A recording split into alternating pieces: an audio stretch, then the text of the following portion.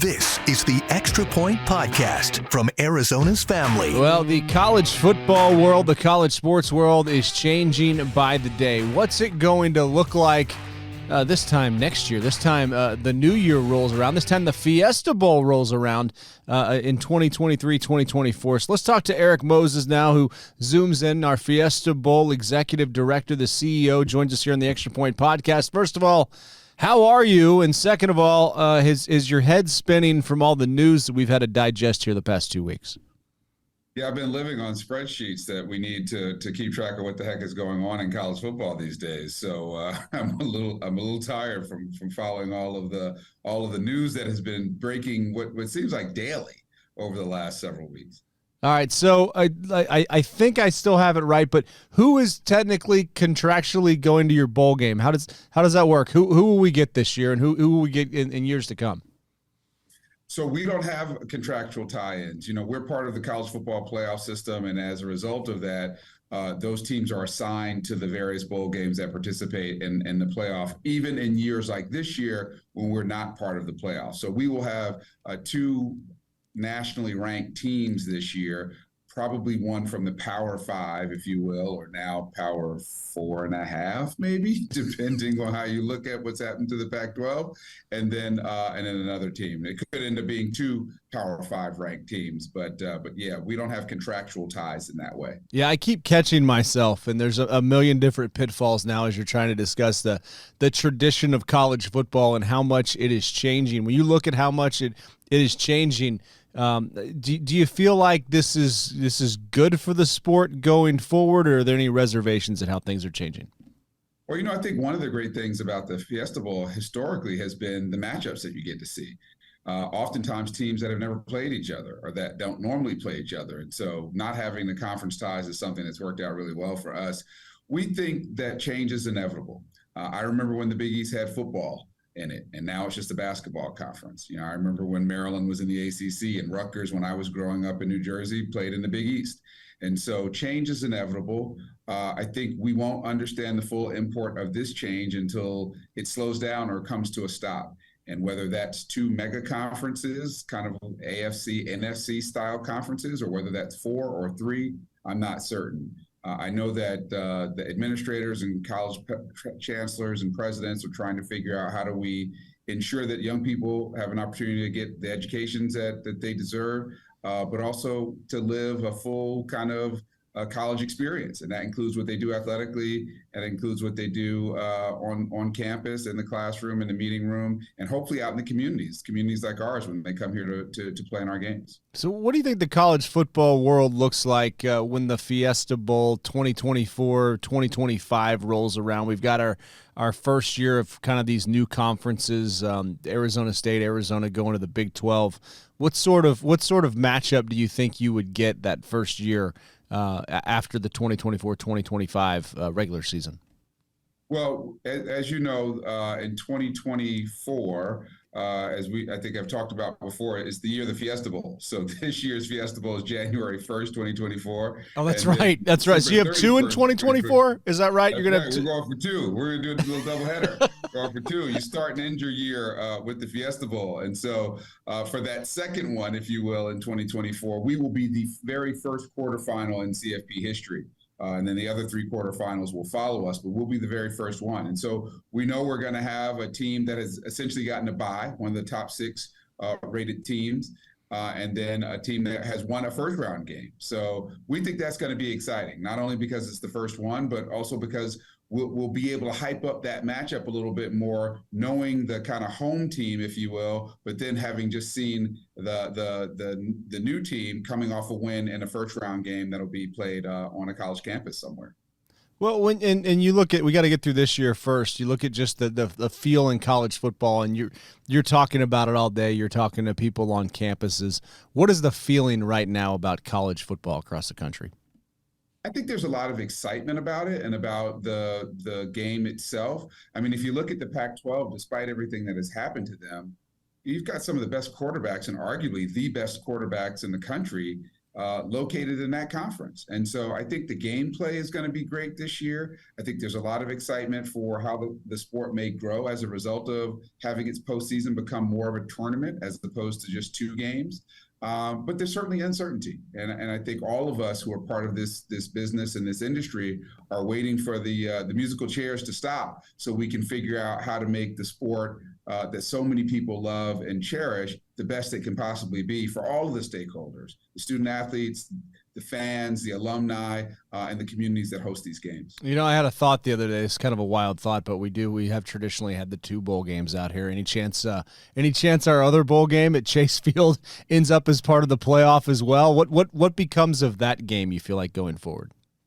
Hard to say, but we think we're in a very good position having the contractual ties in the Guaranteed Rate Bowl with the Big 12 and the Big 10. 2 conferences that look like they are very well positioned for the future. Having added new teams and looking really strong there and innovative and creative about how they're going to proceed in the future. So we feel very, very fortunate to have a tie with both of those conferences for the Guaranteed Rate Bowl. What are your other peers at different bowl games? What are they saying about the future of college football here, the tournament, and how they will, I guess, try to position their own games to try to compete and be that top tier in the top tier of bowl games going forward?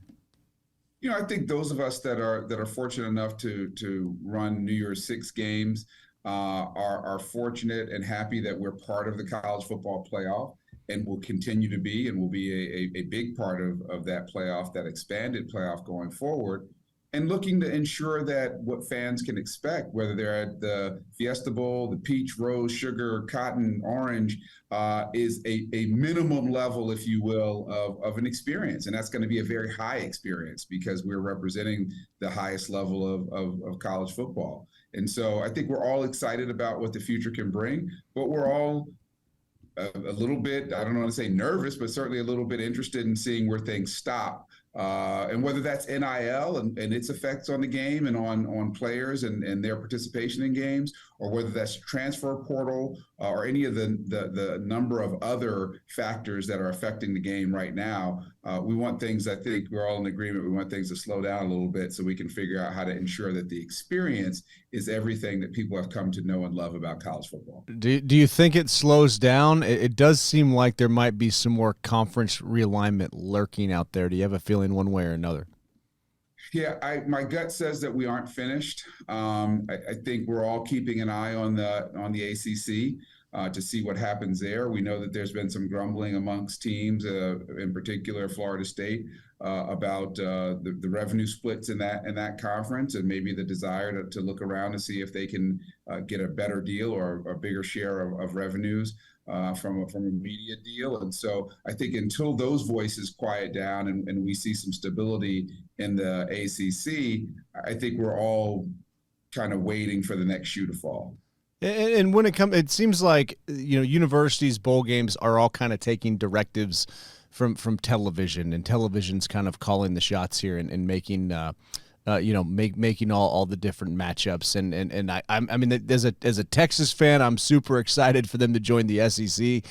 I'm not going to predict them winning the league. I think it's just going to be, you're just going to get beat up every week with some of these amazing matchups, but it's going to be hard to really run the table there. But as you're all kind of waiting for television to make the decisions, what sort of input do you feel like the universities, the bowl games get here when it comes to, the matchups they want to see and just hearing all of the different, elements that go into this as far as safety goes and as far as the student experience and the fan experience goes? Well, I think it's ultimately up to the conferences and the university presidents and chancellors to determine how the game gets played. On one hand, they're all seeking bigger dollars and bigger share of the media dollars that are out there, while also trying to balance the student athlete experience and the travel necessary to compete and what seems to be becoming national conferences rather than regional based conferences.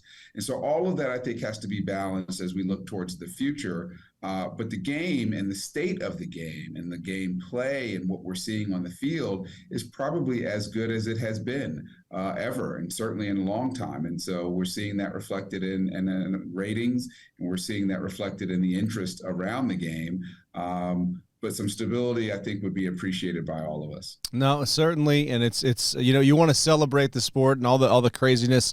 It will be fun to celebrate the sport at the Fiesta Bowl, and of course, you got the kickoff luncheon coming up here in the Valley of the Sun this month. So, how can people go about being a part of that? And tell us about this year's guest speaker, one of my favorites.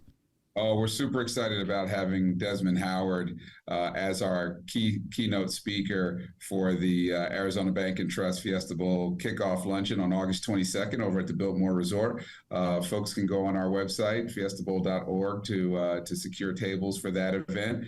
Desmond's going to be great. As you well know, Heisman Trophy winner, one of 4 people to win the Heisman Trophy and be Super Bowl MVP, and then parlayed his retirement career into being someone who we look to hear from every week during college football season on College Game Day.